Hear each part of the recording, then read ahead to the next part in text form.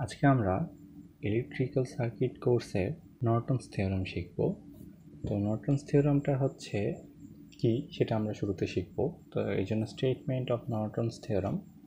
তো স্টেটমেন্টটা হচ্ছে এরকম যে any linear electric network or complex circuit with current and voltage sources can be replaced by an equivalent circuit containing of a single independent current source IN and a parallel resistance RN।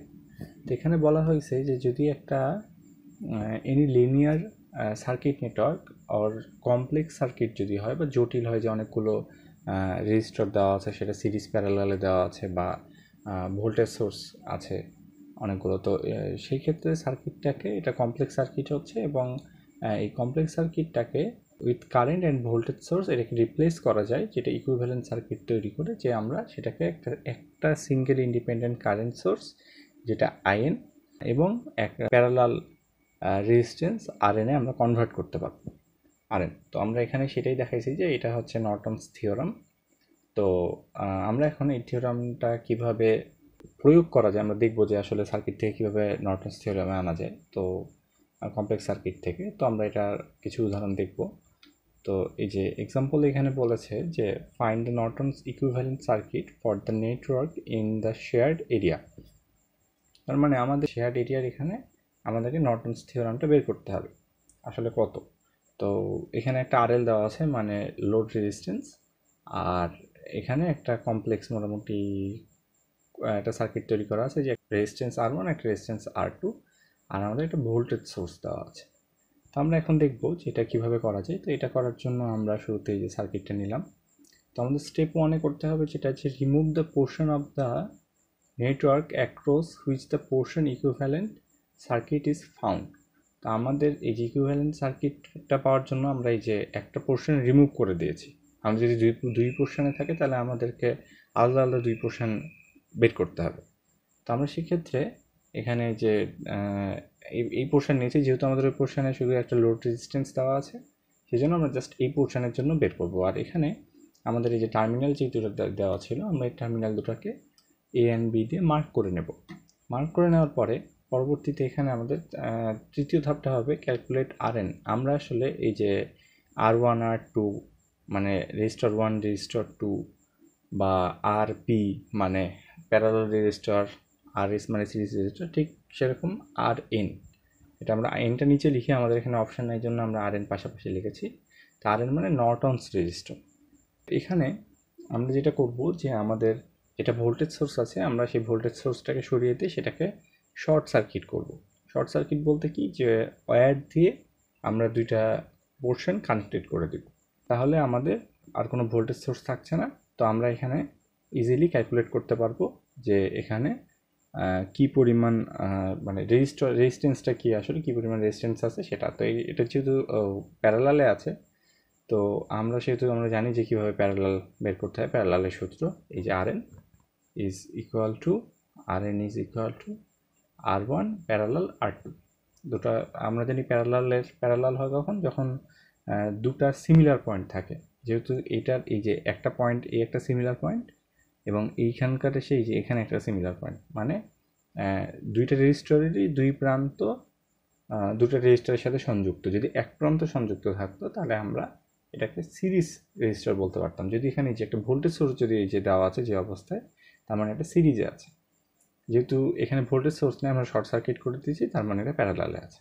তো আমরা এখানে প্যারালালে calculation করব। Calculation করে যেহেতু 1/R1 1/R2 1/RN is equal two, আমরা সেভাবে calculation করে এখানে বের করব যে আমাদের এখানে 2 ওহম আসবে। তার পরবর্তীতে আমরা এই যে এখানে calculate in by first returning all sources to their original portion and the finding the short circuit current between the marked terminals. It is the same current that would be measured by an ammeter placed between the marked terminals. এখানে বলেছে যে calculate করতে হবে আমাদের যে নর্টনস current, হ্যাঁ, সেটা এই যে এই পোর্শন থেকে, and the finding short circuit current between the mark terminals. এই যে শর্ট সার্কিট কারেন্টটা এখানে মার্ক টার্মিনাল থেকে কানেক্ট করতে বলছে, এটা হচ্ছে সেম হবে মেজার, যেটা আমরা ammeter placed between mark terminals. তো এখানে ফার্স্টে আমরা v2টা বের করে নেব। v2টা হচ্ছে i2 আর r2, আমরা জানি v is equal to ir। তো এই যে v2 is equal two i2 r2 যদি হয়, তো এখানে i2 ভ্যালু 0, আর 0-র সাথে যেটাই গুণ করি r2 এর ভ্যালু গুণ করলে সেটা 0 হবে, তার মানে এখান থেকে 0 ভোল্ট পাস হচ্ছে। আর in এর ক্ষেত্রে এই যে in is equal to e divided by r1। এই যে in ইজ ইকুয়াল টু, এই যে আমরা এটাকে কারেন্টে কনভার্ট করে নিচ্ছি, এটা হচ্ছে আমাদের সব থেকে সহজ প্রসিডিওর, যে আমরা যদি এটাকে কারেন্টে কনভার্ট করে নিতে পারি তাহলে আমাদের সমস্যার সমাধান হয়ে যাবে। তো এই যে আমরা যদি এটাকে কারেন্টে কনভার্ট করে নিই যে v is equal to ir, তাহলে i is equal to v divided by v এর ভ্যালু এখানে যে e is equal to 9 divided by r1, মানে 9 divided by 3 is equal to 3। তো তাহলে আমরা এই যে which clearly indicates that the short circuit connection between terminal A and B is in parallel with R2 and eliminates its effect. In is therefore the same as through R1 and the full battery voltage appears across R1. তো এখানে যে কথাটা বলছে যে এটা clearly indicate করে short circuit connection between terminal A and terminal B in parallel R2, এটা parallel R2 and eliminates its effects. তো in, যেটা in is therefore the same as through R1, মানে কারেন্ট যেটা পাবো এটা R1 এর মধ্যে দিয়ে যাবে। তো and the full battery voltage appears across R1 since, তো দিয়ে আমরা এখানে এই যে আমাদের সার্কিটটা ড্র করতে পারবো, যে আমরা তো এটাকে শর্ট করে নিয়েছি। তো এটাকে শর্ট করে নেওয়ার পরে আমরা এখানে RN পাচ্ছি, আর একটা RL ছিল পাশে, RNটা হচ্ছে 2 ওহম, আর আমাদের কারেন্টটা পেয়ে গেলাম আমরা 3 অ্যাম্পিয়ার। তাহলে আমরা এটাকে ইকুইভ্যালেন্ট নর্টনস কারেন্ট হিসাবে ধরতে পারবো, মানে নিয়ে আসতে পারবো আর কি, ইকুইভ্যালেন্ট নর্টনস কারেন্ট। এই যে এটা থেভেনিনস থিওরামের মতোই অনেকটা, তো এটা থেভেনিনস থিওরাম থেকে ডেভেলপ করা।